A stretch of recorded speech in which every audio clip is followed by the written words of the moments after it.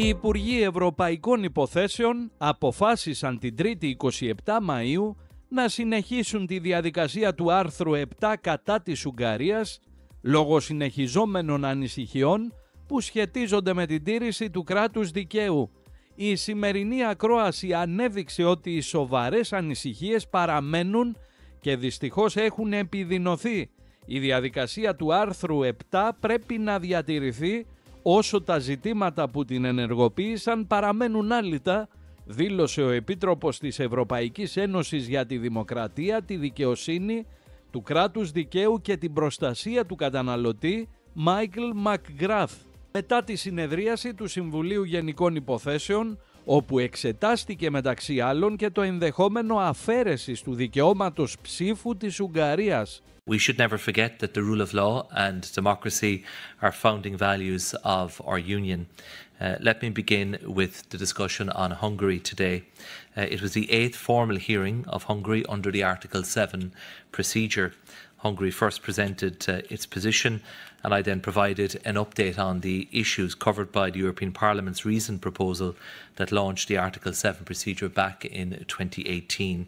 And after that, there was an exchange of views among the Member States.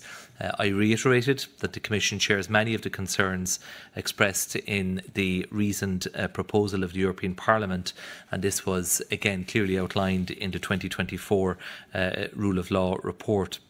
But since then, since that report, there have been further developments in Hungary which have the Commission's full attention.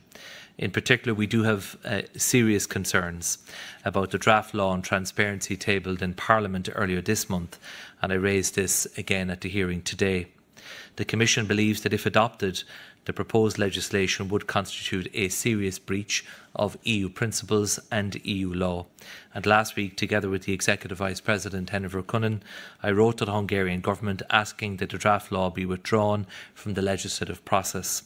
If the law is adopted, the Commission will not hesitate to use the tools at its disposal to ensure that EU law is safeguarded.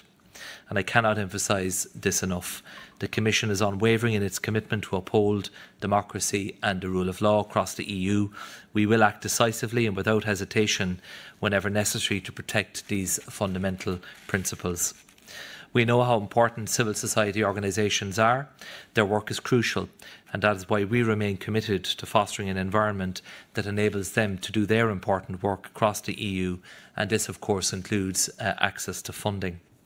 As you know, in autumn of last year, the Commission referred Hungary to the Court of Justice because it considers the law establishing the Sovereignty Office and its investigative activities to be in breach of EU law.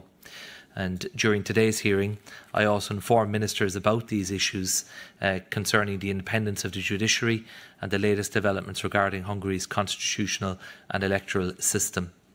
There has also been a constitutional amendment establishing the so-called primacy of children's right to protection and care. This provision has already been implemented through a specific law which allows the police to ban public demonstrations that breach the so-called child protection law. The new law also allows the use of AI-assisted facial recognition to identify the participants in such public demonstrations, who may then be subject to a fine of around €500. And let me be clear, the right to peaceful assembly is enshrined in the EU's Charter of Fundamental Rights.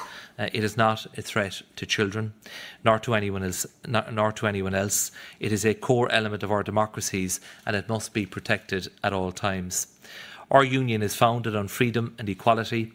Everyone should be able to be who they are, to live freely and to love whom they choose. I would like to recall that the Commission has already taken Hungary to court for its so-called child protection law. The case is now under review by the Court of Justice. A hearing took place in the autumn of last year, and the opinion of the Advocate General in respect of this law is expected in early June. In addition, the Commission continues to have serious concerns regarding the absence of procedural safeguards and effective oversight in secret surveillance measures outside criminal proceedings. All in all, today's hearing highlighted that significant concerns persist and regrettably they have been aggravated. The Commission's position overall has not changed. The Article 7 procedure should be maintained as long as the issues that triggered it remain unresolved. As I made clear again today, the Commission, as always, continues to stand ready to engage constructively with the Hungarian authorities on all these issues.